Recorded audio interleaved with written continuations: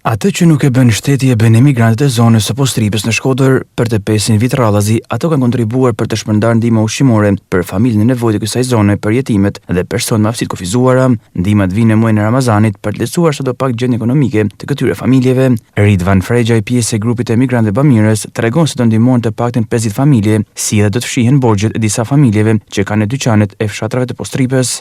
Që a fillu si grup shoksh edhe ka ardhur tash 5 vite çdo muaj Ramazanit, duke një mu në gjithë fshatnat e Shkodrës, zonat që kanë familje me nevojë, me persona me aftësitë kufizume, me familje me jetima dhe në veçanti në zonën e Postripës. 50 familje do ndihmohen nga emigrantët bamirës me paketa ushqimore për këtë muaj të Ramazanit dhe kjo si iniciativë po marrë edhe disa risi tjera, sidomos këtë vit, vazhdojnë edhe vitet më përpara kanë bërë njëjta gjëra, si mjet do paguhen edhe borxhe në për disa dyqane në zonën e Postripës, do shihen disa lista që ku ta shohim që është më e nevojshme.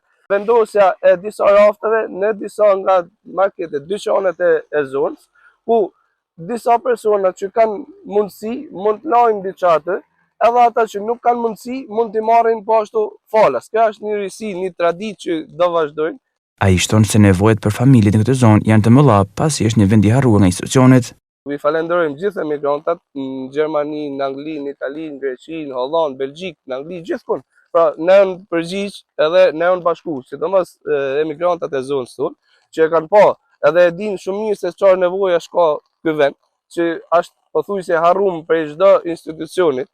Pra nevojat janë të mëdha, nuk duket ose realiteti është krejt ndryshe me ça jepet për shembull ose ça flitet. Por zona e Postripës është shumë e nevojshme, pra ka shumë familje që kanë nevoja dobta ekonomike, por ka edhe familje që janë me jetima, ka edhe familje që ka persona me aftësitë kufizume, që janë pikërisht më të nevojshme për me i ndihmu. Kjo iniciativë është kthyer në traditë tashmë dhe synoi sensibilizimin e institucioneve për të ndihmuar këto familje.